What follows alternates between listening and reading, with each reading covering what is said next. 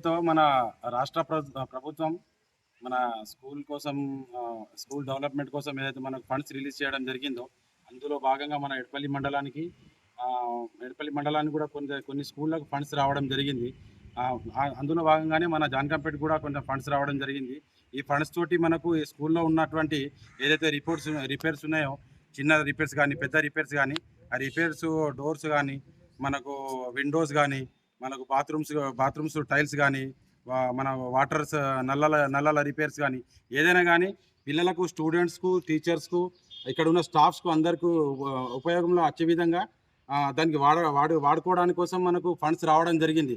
కానీ కొంతమంది కాంట్రాక్టర్లు దానికి ఏం చేస్తారంటే, వచ్చిన ఫండ్స్ను ఎక్కడైతే పెట్టాలనో అక్కడ పెట్టకుండా చిన్న చిన్న ప్రాబ్లమ్స్ ఉన్న దగ్గర కూడా దానికి పెద్ద చేసేసి అక్కడ ఎస్టిమేషన్ చేసేసుకొని అధికారులు ఇక్కడ కుమ్మక్కై మనకు అక్కడ ఫండ్స్ లేపుకుందామని చూస్తారు. కానీ మేము కాంట్రాక్టర్లకు చెప్పడం ఒకటే, మనకు ఎంతో ప్రతిష్టాత్మకంగా మనకు ఇక్కడ ఫండ్స్ రావడం జరిగింది మన సుదర్శన్ రెడ్డి సార్ చొరవ వలన. కాబట్టి మా ఊరుకు ఇక్కడ కూడా పెద్ద స్కూల్ ఉంది, హై స్కూల్ ఉంది, ప్రైమరీ స్కూల్ ఉంది. కాబట్టి ఇక్కడ మెయింటెనెన్సింగ్ వర్క్ ఎక్కువ ఉంది. కాబట్టి ఇక్కడ మనకి ఏదైతే ఉపయోగంలోకి వస్తుందో దానికే మనము ఉపయోగంలో తీసుకొని దానికే రిపేర్ చేయాలా. కానీ మనం ఏదైతే చిన్న దానికి కూడా మనం రిపేర్ చేసుకొని ఎస్టిమేషన్ వేసుకొని మేము డబ్బులు లేపుకుంటామని చెప్పేస్తే మేము చూస్తూ ఊరుకునేటోళ్ళం కాదు. మా సార్ కూడా స్పష్టంగా చెప్పడం జరిగింది. బాత్రూమ్లలో కూడా మనకు తాత్కాలికంగా కాకుండా పర్మనెంట్గా ఉపయోగం వచ్చే విధంగా మనకు అక్కడ వర్క్ చేయాలా. టైల్స్ ఏదైతే వేస్తున్నారో ఆ టైల్స్ ఏమైతే ఒక టైల్స్ వెళ్ళిపోతే ఆ ఒక టైల్స్ ద్వారా అన్ని టైల్స్ వెళ్ళిపోయి తాత్కాలికంగానే అది ఉండిపోతుంది, పర్మనెంట్గా యూజ్ అయ్యే అవకాశం లేదు. కాబట్టి అక్కడికి కూడా మన కాంక్రీట్ తోటి మంచిగా బెడ్ వర్క్ అక్కడ చేసి ఏదైనా కానీ నాణ్యతతో కూడుకున్న వర్క్ చేయాలా. ఇక్కడ ఏదైనా ఎక్కడ ఉపయోగపడుతుందో అక్కడనే చేసి మనకు ఉపయోగంలో వచ్చే విధంగా, పిల్లలకు యూజ్ అయ్యే విధంగా, స్కూల్ టీచర్స్కు ఉపయోగంలో వచ్చే విధంగానే మనకి ఇక్కడ వర్క్ చేయాలని చెప్పేసి ఇక్కడ అధికారులకు, కాంట్రాక్టర్లకు మేము తెలియజేస్తున్నాము. ఒకవేళ మీరు అలా కాకుండా మీరు అధికారులు, మీ కాంట్రాక్టర్లు కుమ్మక్కై మేము ఇష్టానుసారంగా చేస్తామని చెప్తే మేము ఊరుకునేటోళ్ళం కాదు. మేము సార్ దృష్టికి తీసుకెళ్ళి దీనికి మీద తగు చర్యలు తీసుకునడానికైనా వెనుకాడమని చెప్పేసి తెలియజేస్తున్నాము.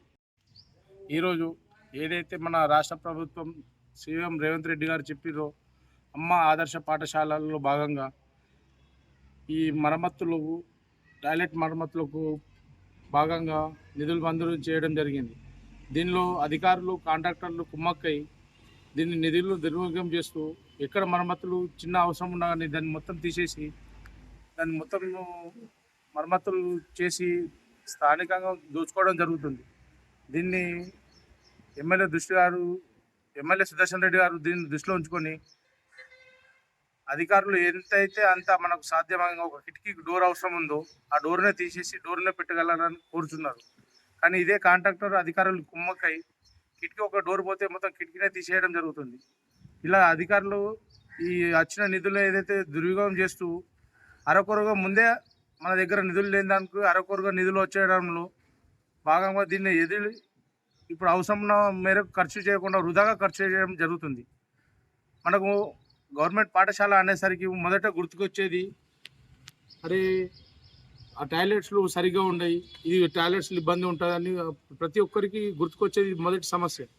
సో అలాగే సుదర్శన్ రెడ్డి దీనిపైన దృష్టిలో భాగంగా పిల్లలకు ఇబ్బంది కలగద్దని నాణ్యత ఉండి మంచి సిమెంట్ కాంక్రీట్తో దృఢత్వంగా ఉండడానికి కోరిస్తే వీళ్ళు అధికారులు కుమ్మక్కై దాన్ని ఏదో షోక్టప్లో భాగంగా చేస్తూ మన ఏమంటారు అంటే వెస్టర్న్ పెట్టడం జరగడం, లేదు అంటే ఇప్పుడు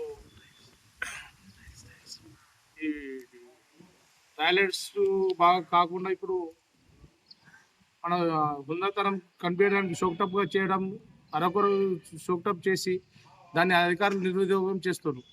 ఇలా కాకుండా మందకోటిగా ఉండే విధంగా ఇళ్ళకాలం కొద్దిగా 4 రోజులు గట్టిగా ఉండడంలో శ్రద్ధ వహిస్తూ అధికారులు ఇప్పటికైనా కానీ కొంచెం ముందే హై స్కూల్ అనేసరికి పేదరికం పిల్లవాళ్ళు వస్తారు. కాబట్టి వాళ్ళకి ఇబ్బంది కలగకుండా లేడీస్ కానీ జెంట్స్ కానీ ఇబ్బంది కాకుండా మంచి మొదటి సమస్య ఏంటంటే మూత్రశాలలు ఏంటంటే బాగుంటేనే పిల్లలకు కొద్దిగా కనీస వస్తుంది. విద్యాబోధన ఎట్లాగో టీచర్ చెప్తారు కాబట్టి సరైన విద్యను ఎట్లాగో అందుతుంది.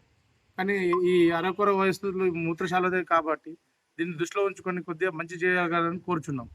తెలంగాణలోని విద్యా వ్యవస్థని విద్యా వ్యవస్థలో ఉన్నటువంటి మౌలిక సదుపాయాలను పెంచడంలో దృష్టిలో పెట్టుకొని మన ముఖ్యమంత్రి రేవంత్ రెడ్డి గారు ప్రతి పాఠశాలలో ఉన్నటువంటి మౌలిక సదుపాయాలను పెంచాలనే ఉద్దేశంతో టాయిలెట్స్ కానివ్వండి, ఇక్కడ వంట రూములు కానీ ఇవన్నీ కూడా చేయడం జరుగుతుంది. అయితే ముఖ్యంగా ఈ టాయిలెట్స్ని ఏదైతే నిర్మించాలనుకుంటున్నారో ఈ టాయిలెట్స్లో మనం ఎక్కువ మటుకు బండలేసి దాన్ని ఏ షోపుటప్పుగా చేస్తున్నారు. అయితే ఆ బండలు కొద్ది రోజులకు పోయినట్లయితే ఆ బండలు ఒక్క బండ పోయినట్లయితే మొత్తం ఆ బండలన్నీ తీసేయాల్సిన పరిస్థితి. ఒకవేళ మళ్ళీ ఫండ్స్ వచ్చేదాకా అది కంపులేసిపోతుంది. ఆ ఉద్దేశం కాకుండా ఒక కాంక్రీట్ సిమెంట్తో ప్రతి టాయిలెట్స్ రూమ్లో ఫ్లోరింగ్ చేసి దాని నుంచి నాణ్యత ఫ్లోరింగ్ చేసి ఇడిసపెట్టినట్లయితే అది కొన్ని రోజులకు మన్నన పొందుతుంది. దీనివల్ల ఎలాంటి దుర్వాసన లేకుండా కూడా నిధుల దుర్వినియోగం కాకుండా అట్లాగే పాఠశాలకు కూడా అభివృద్ధి నడిచే దశలో ఉంటుందని చెప్పేసి మేము కోరుతున్నాము.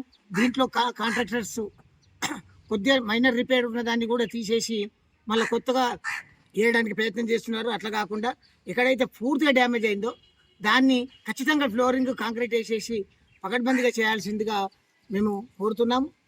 అట్లాగే మన ప్రతి పాఠశాలకు మన బోధన్ కాన్స్టిట్యూన్సీలో ఎమ్మెల్యే సుదర్శన్ రెడ్డి గారు ప్రత్యేక శ్రద్ధ చూపిస్తూ తను కూడా ఇదే చెప్పారు. ఏదైతే కాంక్రీట్ సిమెంట్ వల్ల ఫ్లోరింగ్ ఉంటుందో అది చాలా రోజులు మనన వస్తుంది, ఎలాంటి దుర్వాసన రాకుండా చాలా ఉంటుందని చెప్పేసి ఆయన గారి అభిప్రాయం. కాబట్టి దీని అన్నింటినీ దృష్టిలో పెట్టుకొని కాంట్రాక్టర్లు కూడా ఖచ్చితంగా ముఖ్యంగా పై అధికారులు కూడా దీనిపైన ఒక మన్నన ఉండేటట్లు ఈ వర్క్ని చేపిస్తారని చెప్పేసి ఆశిస్తున్నాం. మరి బ్రాహ్మణపల్లి విలేజ్, నేను మాసాపురం సాయిలు. విషయం ఏంటంటే సార్, అమ్మ ఆదర్శ పాఠశాల బ్రాహ్మణపల్లి కాంట్రాక్టర్లు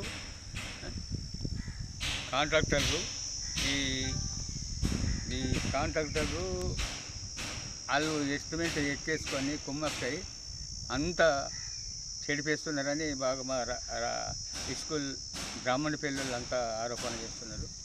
ఇటువంటి నాణ్యత లోపము ఉన్న ప్రాణిని సారు ఎమ్మెల్యే సార్ ఒప్పుకోడు. మరి